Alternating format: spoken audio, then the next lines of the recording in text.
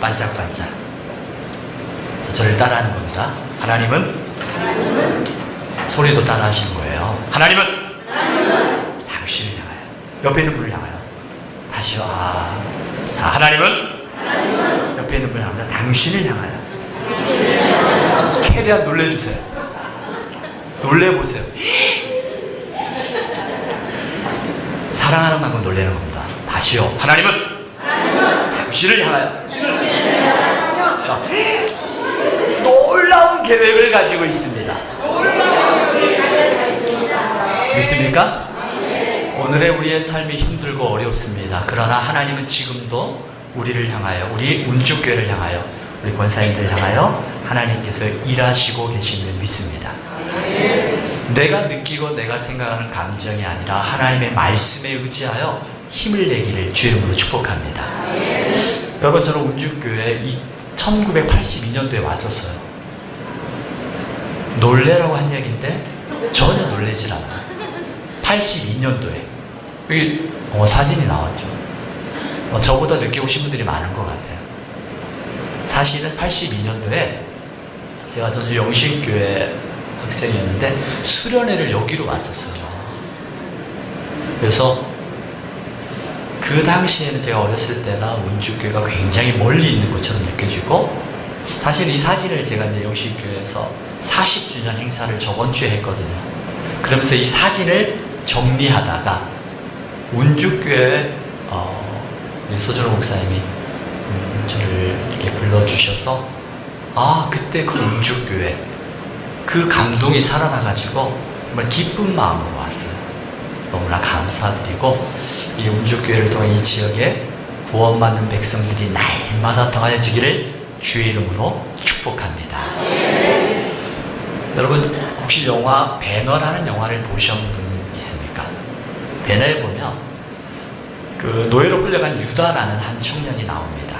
그리고 4년 만에 집에 돌아와 보니까 자기의 어머니와 자기의 누이가 한센병이라고 그러죠. 나병에 걸리게 됩니다.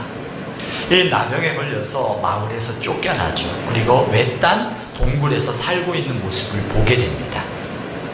얼마나 가슴 아프겠어요.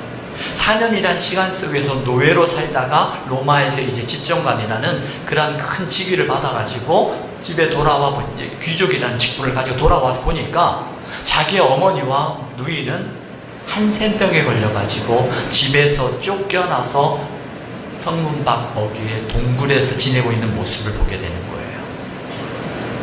그래서 유다가 너무나 가슴이 아픈 거예요. 너무나 가슴이 아파서 이제 어머니와 여동생을 예수님께로 데리고 가야겠다라고 마음에 결심을 합니다.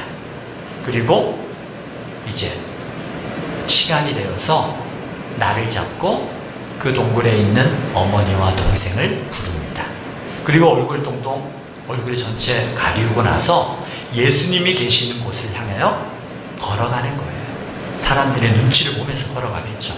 그때 사람들의 싸늘한 시선과 함께 뭐가 막 날라오기 시작하는 거예요. 뭐가 날라올까요? 그렇죠. 뭐요? 성경에 보니까, 구약시대에 보니까 나병 걸린 사람들, 이 나병 환자들은 어떻게 해요? 돌로 쳐 죽였어요. 이 나병이 가지고 있는 특징은 뭐예요? 전염병이죠. 그래서 성문 안으로 들어오지를 못했어요.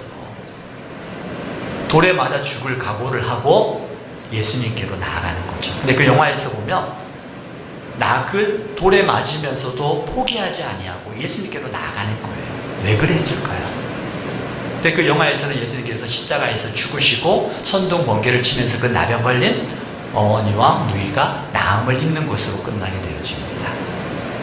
제가 이 배너를 이야기하는 이유가 뭐냐면, 오늘 나와 있는 성경에 보니까 한 나병 환자가 예수께 와 꿇어 엎드려라고 말씀하고 있어요. 자, 그렇다면 우리는 너무나 쉽게 나병 환자가 예수님 앞에 와서 꿇어 엎드렸다라는 이 단어만 생각할 때 아무런 감동이 오질 않아요. 그런데 여러분, 이 나병 환자가 예수님 앞에 와서 꿇어 엎드린 이 시간 속에 어떤 일들이 일어났을까요?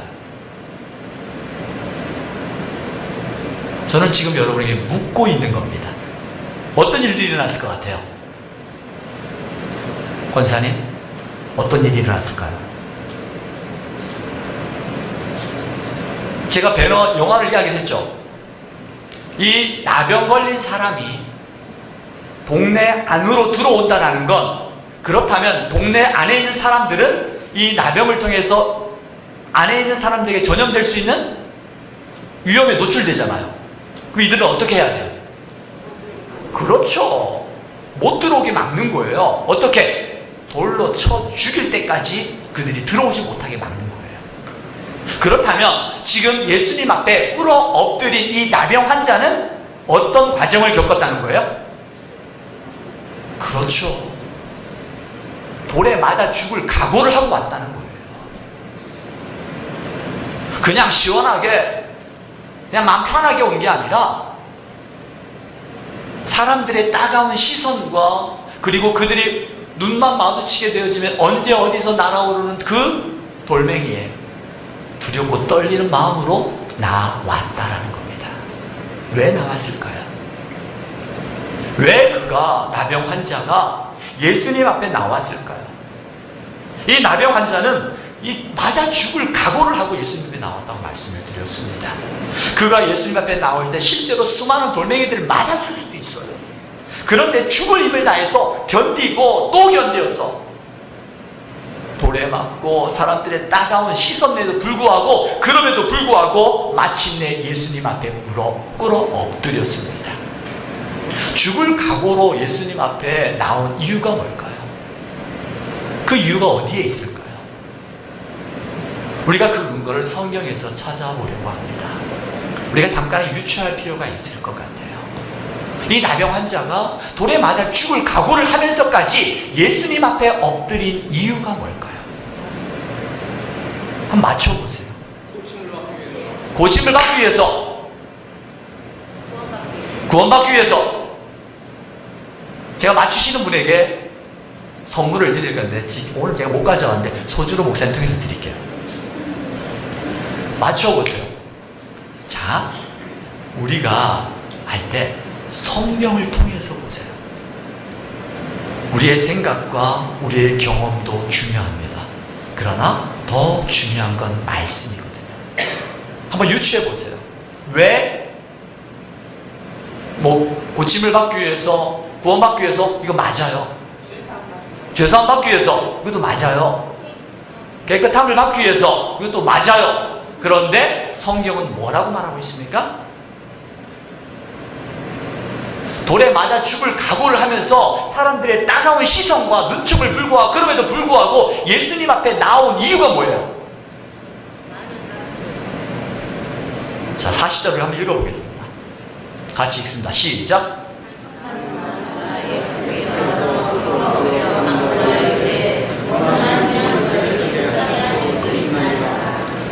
원하시면 저를 깨끗게 하실 수 있나이다. 그가 예수님 앞에 돌에 맞아 죽을 각오를 하고 예수님 앞에 나온 이유가 뭐라고요? 주님은 깨끗하게 하실 수 있는 능력이 있다라는 거예요.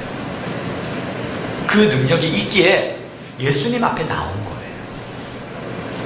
다른 데 가서 돌에 맞아 죽을 각오하면서 아무렇게나 자기의 목숨을 가볍게 여기지 않았다는 거예요. 돌에 맞아 죽을 각오에도 불구하고, 그럼에도 불구하고 예수님 앞에 나온 이유는 예수님께서는 능히 나를 깨끗게 하실 수 있는 능력이 있다라는 거예요. 그런데 이 나병 환자가 예수님에게 뭐라고 이야기를 해요? 원하시면. 왜 원하시면이라고 했을까요? 우리 이선재 권사님은 예수님 하나님 앞에 기도할 때 권사님이 기도하고 간구하는 제목이 있다면 어떻게 기도합니까? 진심으로 합니다. 좋습니다. 주님, 원하시면 나의 기도를 응답해 주세요라고 합니까? 주님, 나의 기도를 응답해 주세요라고 이야기합니까? 전자의 후자예요.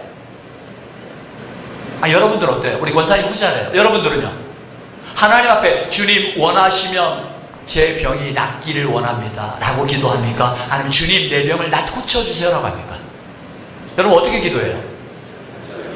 그렇죠. 여러분, 대답하지 않으면 졸리게 됩니다. 말씀하셔야 돼요. 우리 같으면 저도 마찬가지예요.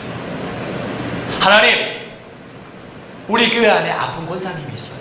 정말 눈물로 기도합니다. 하나님, 우리 권사님을 위해서 고쳐주세요 라고 이야기를 해요. 하나님 원하시면이라고 하지를 않습니다.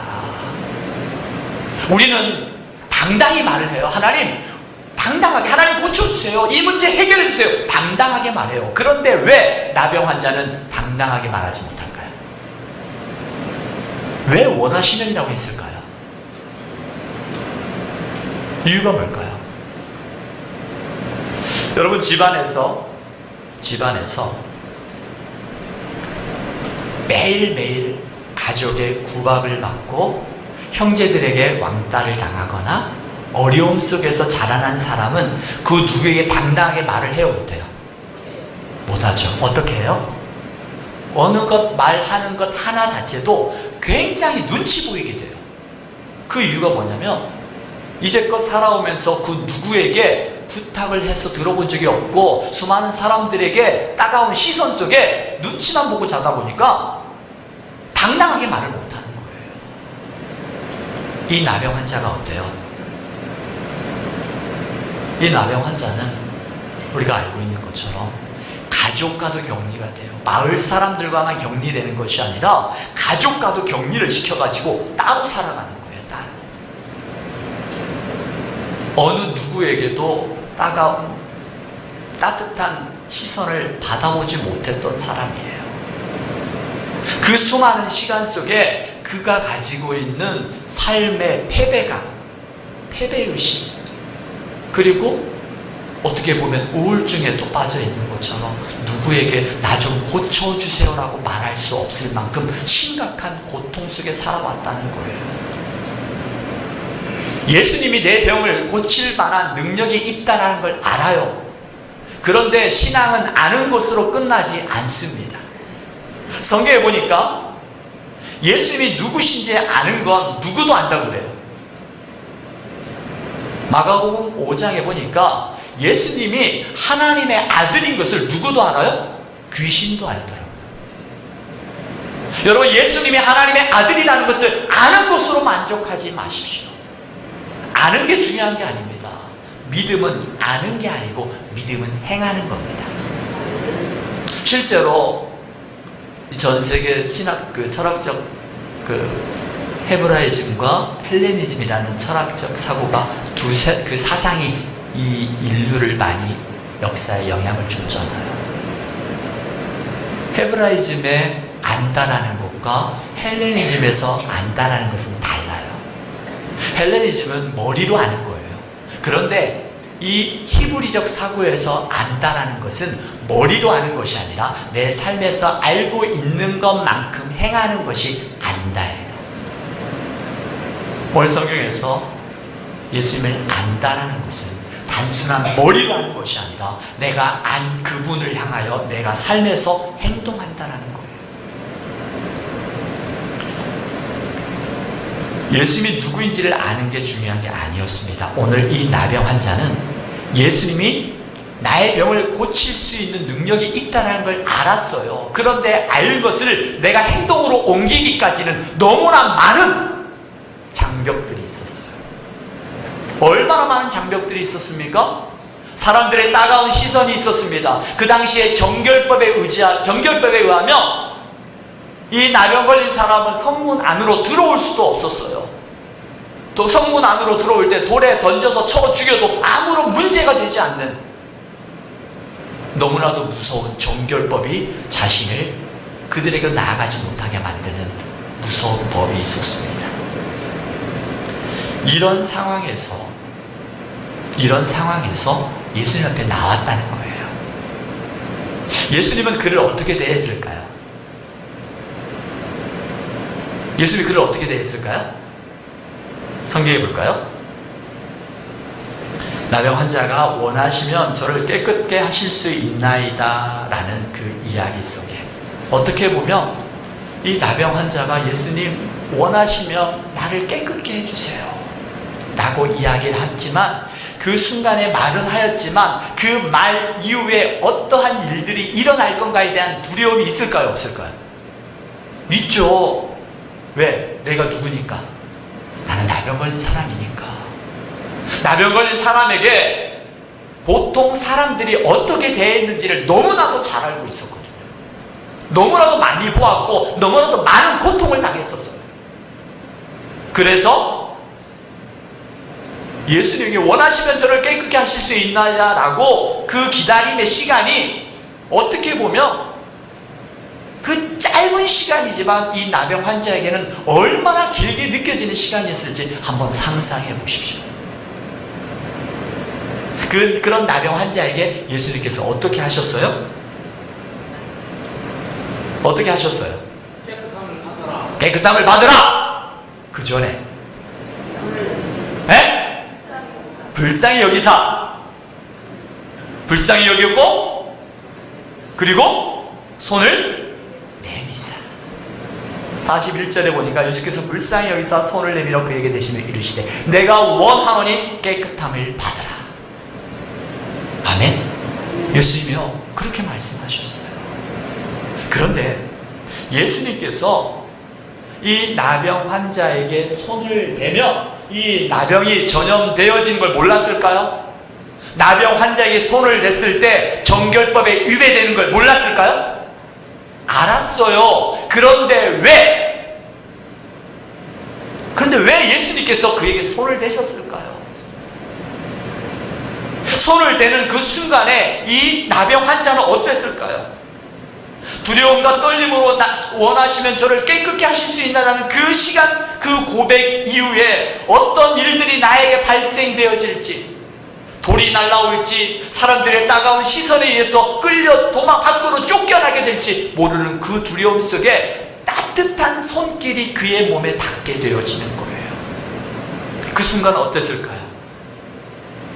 그 순간 이 나병 환자의 온몸에 전율이 오르지 않았을까요? 이게 얼마만에 느껴보는 따뜻한 치료인단 말인가. 어느 누구도 나에게 따뜻한 손길 내밀어 주지 아니하고 어느 누구도 나에게 따뜻한 말 한마디 해주지 않은 이 나병 환자에게 내 몸에 손을 대셨다라는 그 사실에 그에게는 뭉클한 감동이 있었을 거예요. 주님께서 말씀하셨습니다. 내가 원하노니 깨끗함을. 예수님께서 나병 환자의 그 천형이라고 여겨지는, 천벌이라고 여겨지는 그에게 손을 댄 이유, 그것은 그 당시에 손을 대는 그 순간에 정결법에 위배되어져서 동일하게 나병 환자와 같은 취급을 받게 되어져요.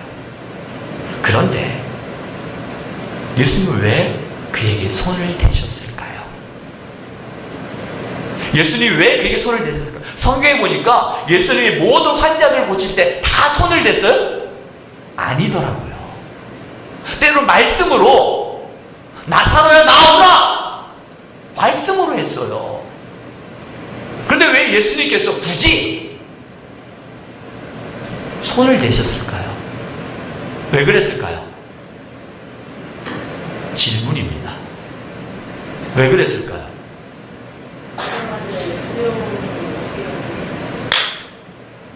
나병 환자의 두려움을 없애기 위해서. 네, 좋습니다.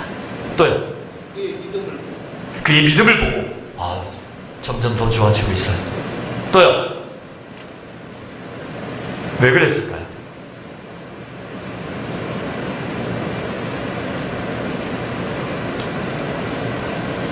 사실 그 공동체의 일원으로 있으면서 그 공동체가 정한 규범을 깨고서 새로운 일탈의 행위를 한다는 것은 결코 쉽지 않습니다. 예수님도 유대인으로서 유대인들이 정한 규범이 있고 율법이 있었어요. 그 규범과 율법이 알고 있음에도 불구하고 이런 것들을 깬다라는 것은 결코 쉽지 않았어요. 사실 우리 운주교회는 그러지 않을 것 같은데, 여러분, 좋은 일에 빨리 퍼져요? 나쁜 일이 사람의 입소문을 타고 빨리 퍼져요? 운주교회도 그래요? 안 그러죠? 사실 일에 사람들이 소문도 더 빨리 나가고 나쁜 일에 사람들이 더 많이 모여들어가지고 그 나쁜 일에 하게 되더라고요.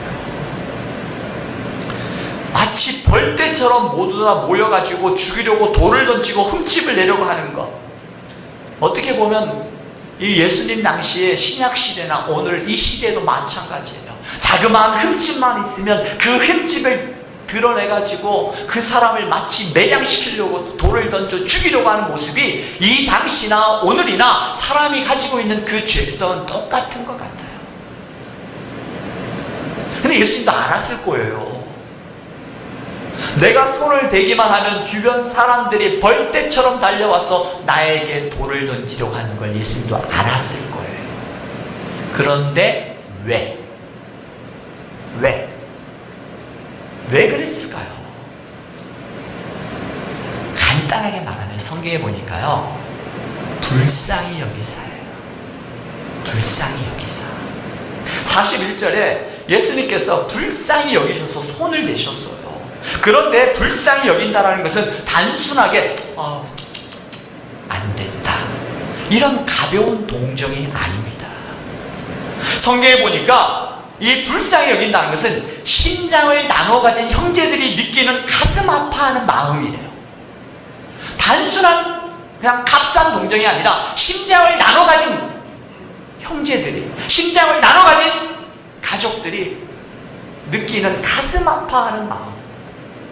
예수님께서 그 마음을 가지고 그에게 손을 대셨다는 거예요. 근데 이 원어에 보면요, 분사형으로 기록되었어요. 이 말씀이 뭐냐면요, 주님께서 이 나병 환자가 나오는 모습을 보고서 이 나병 환자를 보면서 그 불쌍한 마음, 가슴 아파하는 마음, 심장을 나눠 가진 형제가 느껴지는 그런 가슴 찢어지는 마음을 가지고 나오는 그 순간부터, 그리고 지금 예수님 앞에 엎드려 무릎 꿇고 예수님 앞에 주여 원하시면 저를 깨끗게 하실 수 있나이다 주님 앞에 간구하는 그 시간까지 동일한 마음으로 계속해서 아파하고 있다는 거예요. 여러분 돌을 던지는 데 익숙하십니까? 아니면 가슴 아파하며 그 영혼을 향하여 손을 내미는 데 익숙하십니까? 오늘 던진 익숙합니다. 예. 우리가 그리스도 안에 새로운 피조물이요 이전 것은 지나갔으니 보라 새 것이 되었도다. 이제 우리는 예수 그리스도 안에서 우리 안에 죄성은 다 죽었고 하나님 안에서 새로운 피조물로, 우리는 새로운 피조물로 입음을 받았어요. 이제 우리는 더 이상 죄의 전노릇하는 자가 아니라 죄를 이기는 자요, 죄의 권력을, 죄의 권세를 이기신 예수 그리스도의 영을 지닌 하나님의 사람들인 줄 믿습니다. 우리 권사회, 우리 권사님들이, 때로는 사람들이 모여있다 보면 여러 사람들이 있어요. 돌을 던지는 것에 익숙한 사람들이 모여들다 보면 저는 우리 권사님들이 내 몸을 막아서면서까지 그를 불쌍히 여기고 예수님의 마음을 가지고 그를 위하여 아파하며 기도하는 기도의 어머니들이 되기를 주의 이름으로 축복합니다. 하나님께서 그를 위하여 세워주셨어요. 맞아요. 장로님이세요? 예. 우리 안에 죄성이 다 있어요. 그래서 돌을 던지는 데 익숙해요. 우리 집사님만 그럴까요? 아니죠. 저도 마찬가지예요. 누군가의 허물을 보았을 때 그 허물을 들추어내면서 그를 향하여 돌을 던지는 데 익숙한 내 안의 죄성의 모습을 보게 됩니다. 예수님께서는 그 모습을 타파하시려고 했던 거예요. 주님이 이 환자를 보는 그 순간부터, 그리고 예수 앞에 엎드린 그 순간까지 그의 아픔과 그의 고통을 동일하게 느끼셨어요. 그가 얼마나 외로웠을까? 그가 얼마나 고통받았을까? 그가 얼마나 사람들 앞에 따뜻한 시선 한번 받지 못하고 가족들에게 버림받고 어느 누구에게도 인정받지 못하는 자신의 삶의 모습을 예수님은 동일하게 아파하셨어요. 그리고 그에게 손을 내밀으셨다는 거예요. 이 마음은 어떤 마음이에요? 우리 권사님들 아니면 우리 어머니들, 모성애가 강한 분들이 그런 것 같아요. 자녀들이나 아니면 내가 돌보는 손주들이나 너무 고통스러워 아파하면 우리 어머니들 뭐라고 이야기해요? 차라리? 그렇죠. 차라리 내가 아프면. 이 말은 뭐예요? 자녀들의 고통을 보면서 그 고통을 느끼고 있다는 거잖아요. 그래서 차라리 내가 아프면 좋겠는데, 차라리 내 아들이, 내 딸이, 내 손주들이 아파하는 것보다 차라리 내가 아팠으면 좋겠다. 이게 바로 예수님의 마음이에요. 내 가족이니까, 내 손주니까 그런 마음을 느끼는 것이 아니라 하나님 아버지의 마음은 우리 공동체 안에서 아파하는 사람들에게, 고통받는 사람들에게 불쌍히 여기는 마음을 가지는 게 하나님 아버지 예수님의 마음이에요. 차라리 내가 아팠으면 좋겠다는 그 어머니의, 할머니의 마음처럼 우리 권사님들이 이 운주교회 안에서 고통받고 소외받고 아파하는 자들에게 찾아가서 그들의 아픔을 어루만질 뿐만 아니라 그 영혼을 위하여 기도할 뿐만 아니라 차라리 내가 아팠으면, 그 마음을 가지고 다가가는 우리 권사님들이 될 줄 믿습니다. 이게 예수님의 마음이에요. 또한 이 불쌍히 여기다는 단어에는요, 동정, 이와 같은 긍휼히 여기는 마음도 있지만 분노한다는 말 뜻도 있어요. 분노. 우리가 불쌍히 여긴다는 단어에 긍휼과 동정이라는 것은 언뜻 이해하겠는데, 진노, 분노, 어떻게 이런 의미가 담겨 있을까요? 주님께서 나병 환자를 보고 분노하셨을까요? 이 분노의 의미는 어떤 의미일까요? 주님께서 왜 분노하셨을까요? 무엇에 대한 분노일까요? 그것은 바로 질병으로 인하여 죽어가는 인생의 불쌍해서 그들을 향하여 감싸주지는 못할 망정 그들을 향하여 돌 던질 줄만 알고 있는 그 사람들에 대한, 그 사회에 대한 분노였어요. 예수님께서 그에게 손을 대신 이유는 그냥 가벼운 동정, 아니 그 동정을 뛰어넘는 그 큰 사랑이었습니다. 뿐만 아니라 그 사랑과 함께 더불어서 돌을 던지는 데 익숙하였고 그들에 대하여 이 말하기를 싫어했던 그 모습들에 대해서 예수님 분노하셨다는 거예요. 분노하셨어요. 그 병든 사회, 그 사회에 대한 분노가 있었습니다. 이런 연민과 분노의 마음이 율법을 뛰어넘게 하셨어요. 나병 환자에 대한 손을 대지 말라는 그 율법과 정결법을 뛰어넘는 그 주님의 사랑으로 동정과 사회에 대한 분노가 예수님의 마음을 움직이신 거였어요. 그리고 나병 환자에게 손을 대어 고쳐주셨습니다. 나병 환자에게 손을 대면 안 된다는 것을 몰라서가 아니라 그를 불쌍히 여기시는 주님의 마음과 그리고 사회에 일반적으로 흐르고 있는 나병 환자에게 손을 대면 안 된다라는, 그에게 돌을 던질 줄은 알지 그를 불쌍히 여길지 모르는 그 사회에 대한 분노의 마음으로 예수님께서 그에게 손을 대셨다는 거예요. 오직 예수님께서는 그 영혼을 향한 아픔과 그 영혼을 향한 사랑과 그 영혼을 향한 긍휼히 여기는 마음만 가지고 있었습니다. 이게 바로 예수님의 사랑이 아닐까요? 아니, 이 예수님의 사랑을 오늘 저와 여러분이 그 사랑을 받은 사람들 아닐까요? 로마서 5장 8절에 보니까 우리가 죄인 되었을 때에 그리스도께서 우리를 위하여 죽으심으로 하나님께서 우리에 대한 자기의 사랑을 확증하셨느니라.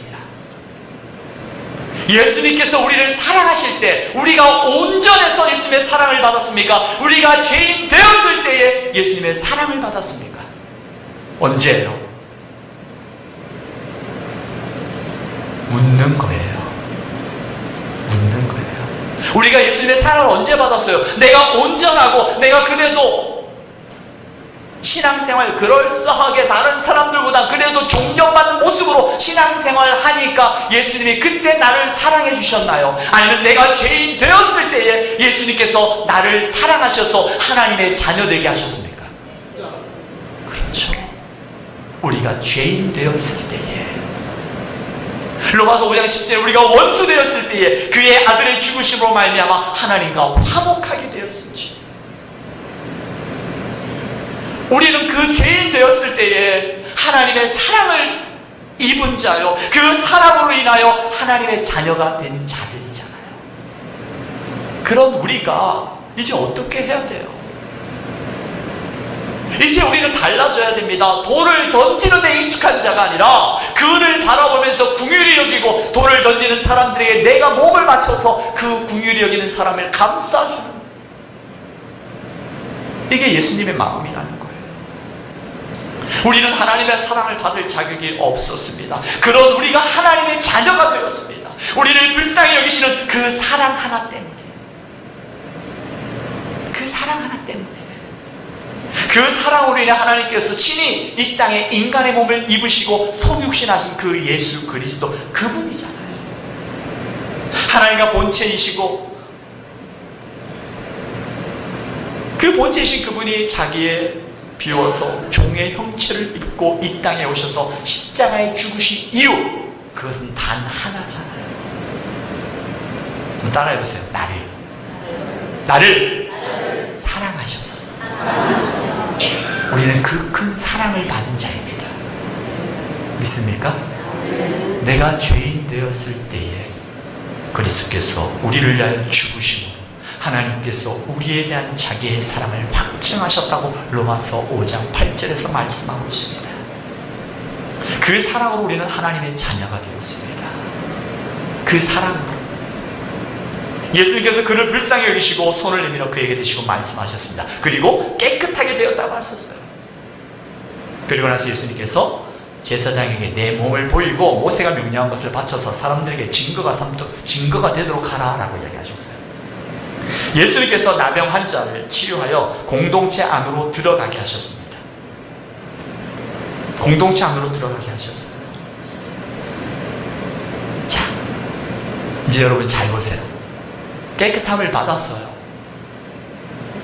돌에 맞아 죽을 각오하고 사람들의 따가운 시선과 어느 누구의 따뜻한 손길 한번 경험하지 못했던 그가, 예수님께서 내 몸이 깨끗하게 되었다는 그 말에 내 몸에 보니까 정말 깨끗하게 되었어요.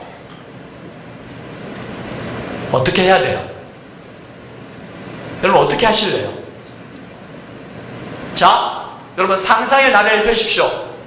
내가 나병 환자와 같은 엄청난 질병과 엄청난 문제를 가지고 예수님 앞에 나왔어요. 그래서 예수님께서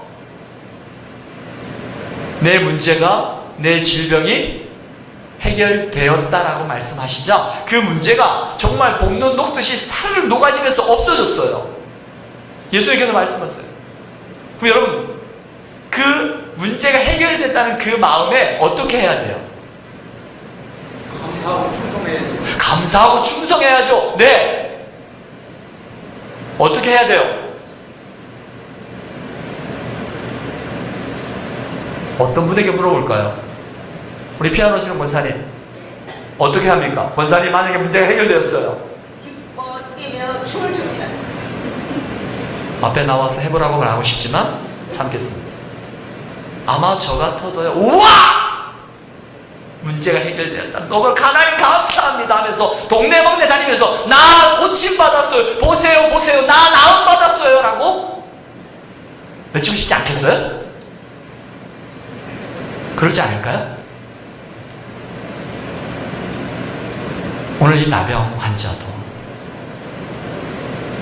어떻게 했어요? 이 나병 환자가 45절에 보니까 그 사람이 나가서 이 일을 많이 전파했어요. 이 말의 느낌이 와요, 안 와요? 이해가 돼요, 안 돼요? 충분히 되죠. 그 문제가 해결되었는데 내가 나병인데 고침을 받았는데 이제 내가 정말 사람처럼 대접받을 수 있다라는데 사람들에게 다가가서 보세요 보세요 나 좀 보세요 라고 말하고 싶지 않겠어요? 그런데 예수님 뭐라고 말씀하셨어요? 예수님 뭐라고 말씀하셨어요? 44절에 보십시오. 44절 우리가 함께 읽습니다. 시작.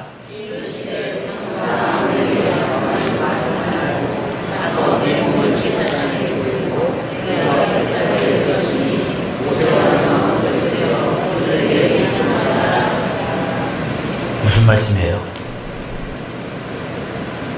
여기서 우리가 잘 봐야 됩니다. 예수님께서 뭐라고 말씀하셨어요? 삼가 아무에게 아무 말도 하지 말고 가서 내 몸을 제사장에 보이고 내가 깨끗하게 되었으니 모세가 명한 것을 드려 그들에게 입증하라고 말씀하셨어요. 예수님의 말씀은 아무에게도 말하지 말라고 그랬습니다. 그런데 이 나병 환자는 어떻게 했어요? 어떻게 했어요? 자랑했죠. 동네 방네 뛰어다니면서 내가 나음 받았습니다. 내가 고침 받았습니다. 얼마나 자랑하고 싶겠어요. 기뻐 뛰며 춤추며 온몸을 다 벗어 던지면서 나 좀 보세요라고 말하고 싶지 않겠어요?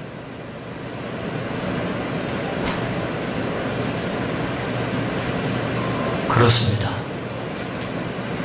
우리가 구원받은 이후에 여러분 내 감정대로 사십니까? 예수님의 말씀대로 사십니까? 내가 사명을 받은 이후에 내 감정대로 사십니까? 주의 말씀을 따라 사십니까? 주의 말씀 따라 사십니까? 이 나병 환자처럼 주님께서는 아무에게도 말하지 말라고 말씀하셨는데 내 기쁨과 내 감격이 내 감정이 주체할 수 없어서 감정대로 행하지 않았습니까? 이 나병 환자가 감정대로 자기의 기분대로 했어요. 그 결과 어떻게 됐어요? 그 결과 45절에 보세요.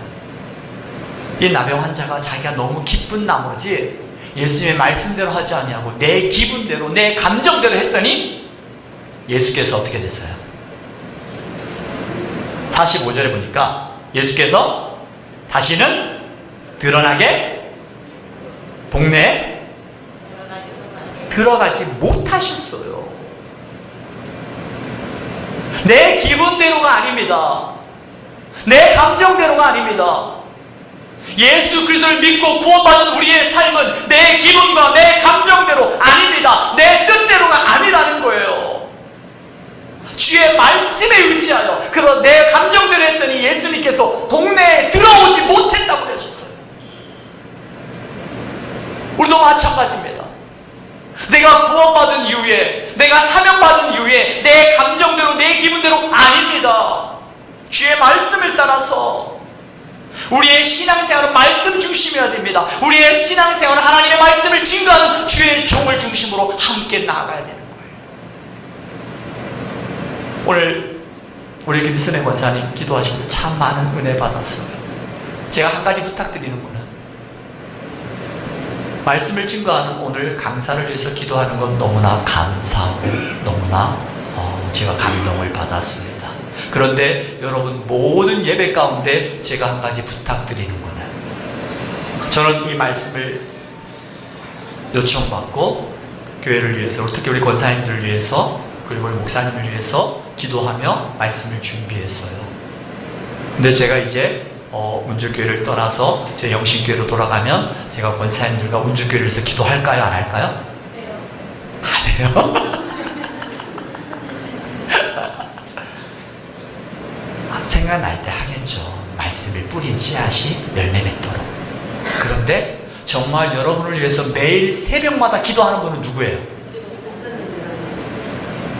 우리 목사님이라고 말하면 너무 적어요. 여러분을 위해서 매일 새벽마다 기도하는 분이 누구예요? 매일 여러분 예배마다 여러분의 담임 목사님을 위해서 기도하기를 바랍니다. 기도하셔야 돼요. 강사는요 왔다가 가요. 그리고 가면은요 말씀드렸지만 돌아가서 말씀을 뿌렸으니까 그 말씀이 자라기를 기도는 하겠죠. 그런데 3일 지나가면 기억 안 나요. 아니 기억은 나지만 왜요? 제게 맡겨진 하나님의 양무리들을 위해서 더 많이 기도해야 되잖아요. 그런데 여러분을 위해서 매일 새벽마다 눈물로 기도하며 밤마다 기도하는 분이 목사님이시네요. 그래서 여러분들 매일 예배 때마다 누구를 위해서 기도해야 돼요? 따라하세요. 우리 목사님. 목사님을 위해서 기도하십시오. 그리고 이제 구원받은 이후에 내 신앙생활은 내 감정대로가 아닙니다. 내 기분대로가 아닙니다. 내 뜻대로가 아닙니다. 주의 말씀에 의지하여 주의 말씀하시면 내가 순종하겠나이다. 주의 말씀을 증거하는 주의 종과 함께 더불어 우리 권사님들이 또 우리 운주교회가 이 지역에 하나님을 미소짓게 하는 우리 운주교회가 되기를 주의 이름으로 축복합니다. 이 사명을 감당하는 우리 권사님들을 주의 이름으로 축복합니다. 이제 우리 함께 찬양 한 곡 부를게요. 주님의 성령 지금 이곳에. 이 찬양